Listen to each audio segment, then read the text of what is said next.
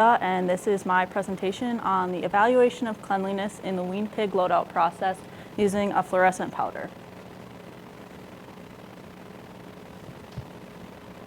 This isn't working.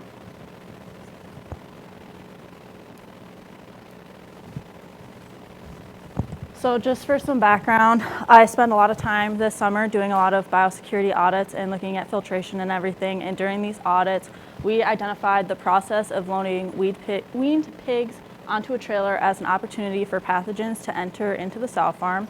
So the basic objective of this study was to determine what areas of the weaned pig loadout process can be improved to decrease the risk of disease spread. So just a little bit of background. I know Dr. Holtkamp talked about stage loading this morning. So the people, I have the colors of the people corresponding with which areas those people were allowed to be in during the loading process. This is an example with a holding pen. There is a line of separation here where the people in blue would leave the boots they would usually use in these gray areas out in the farrowing hallway and put on separate boots that stay in the holding pen. And the pigs would be loaded into the holding pen either the morning of weaning or the night before weaning, and then the truck driver would stay in the livestock trailer while they were loading them up, and only one door would be open at a time, so only the chute door would be open. And then this is how they would do it without a holding pen. There were 3 farms on this study that did not have a holding pen. So in that case, they would be weaning in the morning, and the gray person would push the pigs up to this line of separation, which similarly, the blue person would have separate boots that are only worn in the chute area. And they would push them into the chute. The chute person would then shut the chute door, open the livestock trailer door would be opened, and then they would be loaded onto the livestock trailer, and only one of these doors would be open at a time. So what I did in this study, so I would show up to the farm in the morning, and the weaned pig trailer would be there. I would sprinkle 4 ounces of glow germ on the trailer, along the rubber bumper here, and along the door sill. And then I would shower into the farm. I would watch them load the pigs onto the trailer. After the pigs were loaded, I would go and I'd take the UV flashlight, and I would evaluate the areas here that are listed here with a score sheet, which will be on the next slide. And then the staff would then go clean the room with a pressure washer. They would pressure wash first, and then they would soak it with accelerated hydrogen peroxide following power washing. And then this is a little bit of how I scored it, but my score sheet is on the next slide. So here's the score sheet I used. These are all the areas I looked at, and this was the scoring scale. So 0 was no glow germ, 1 was less than 25% of the area contained glow germ, and 2 was greater than 25% of the area contained glow germ. And I used a tape measure to figure out whether it was less than 25% or more than 25%. And then not all of the areas had all of these things, so only one farm had a holding room drain.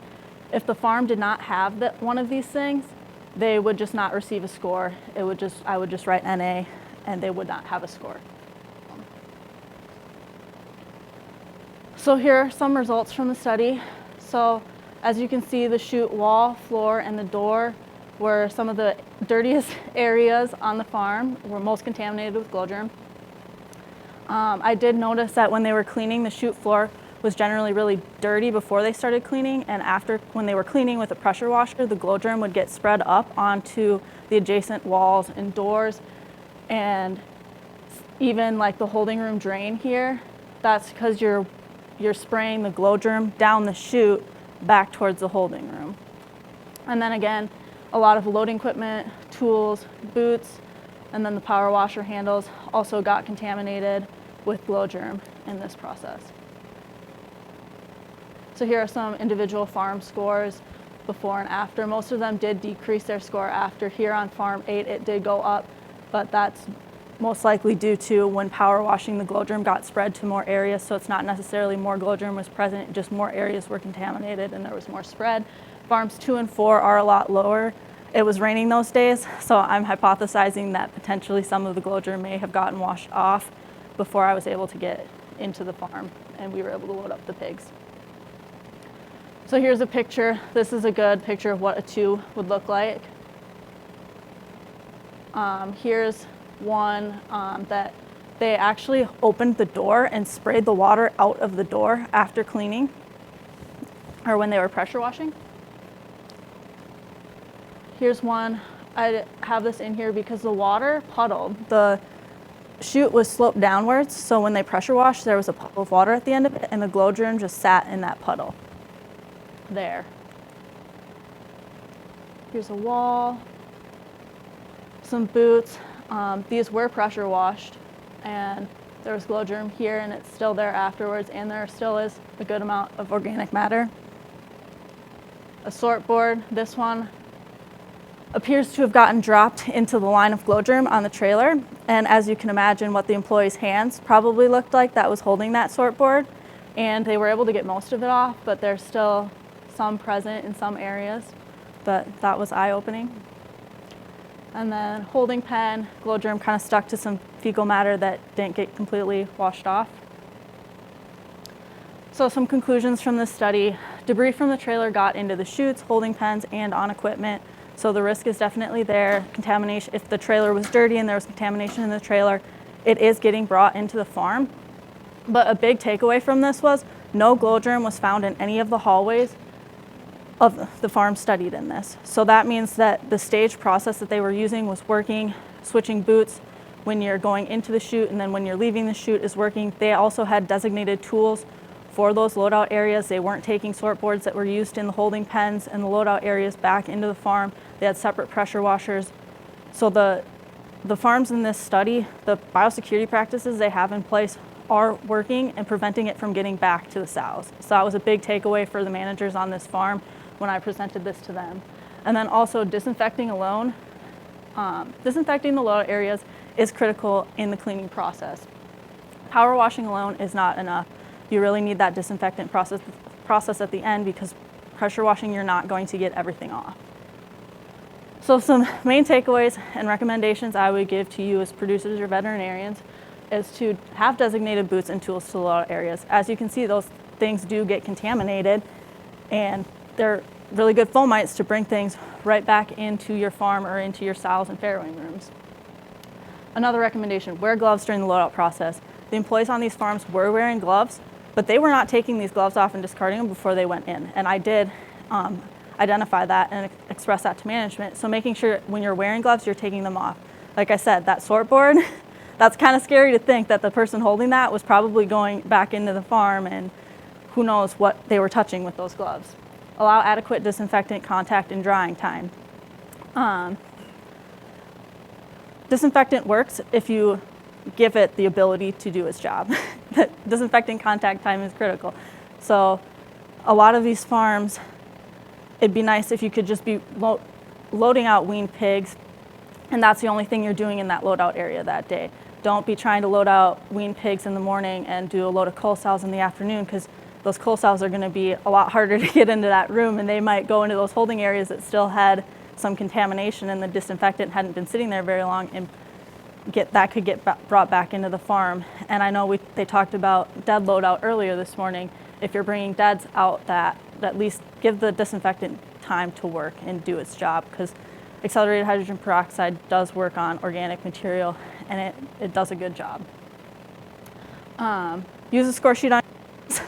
I know the employees on these farms that I were on really liked having a visual of, like, this is what she's looking at. They liked having me go in there with the glow germ and give them this visual of why they're cleaning, how they're cleaning, why they have to do all of these steps. And I think it is nice to show them exactly what the process is, why you're doing it, and that it is possible to keep it from getting into the hallways. Those were definitely some main takeaways and recommendations I have. And then here are my acknowledgements. Huge thanks to Dr. Hood and Dr. Reichs for letting me work with them this summer through the SPIP program, and for BI for sponsoring me, and then Zoetis for supplying the glow germ to Reichsview Farms for me to use on this study. Is there any questions?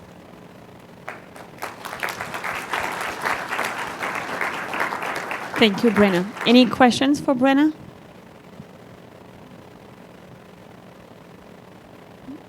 I have a question.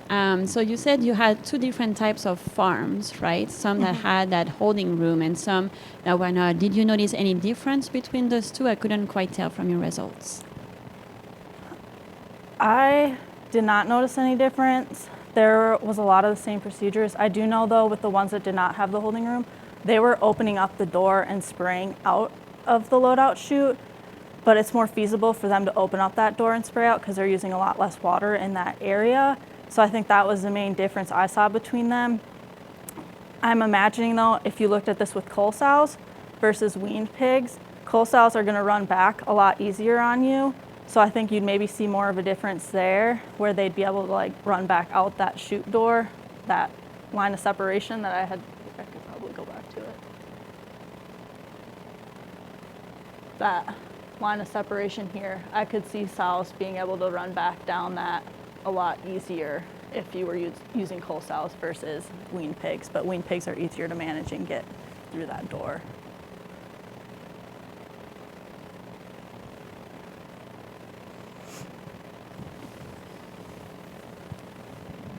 Nice job, Brenna. Did you do any repeated sampling on the same farm? And if so, did you see any variation across repetitions on that same farm in terms of where you saw the flow? I did not do any repeat farms. These were 10 separate farms that I went on.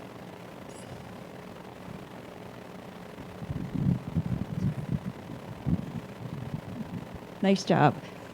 Did any of the farms have any kind of I don't know, a rubber mat or anything there, like between the gap of the back of the trailer and the chute? And just was curious, like how they were handling that, since that's kind of common practice in a lot of places. There seems like there's a little bit of a gap, and people want to fill that with something or put something there. So just curious. The farm system that I studied in this, they did not use a rubber mat. They backed the trailer right up as close as they could and then just had them step into the trailer, which this morning they had talked about how when they're stepping on the trailer, so like the sows and the market pigs actually kick back a lot of debris, and that's why I'm thinking a lot of the glow germ got back in is because they are kicking it down the chute. And there was one farm that there was a lot of bedding going all the way down the chute, but no, they do not use a mat to help the pigs get into the trailer. All right. Thank you very much, Brenna.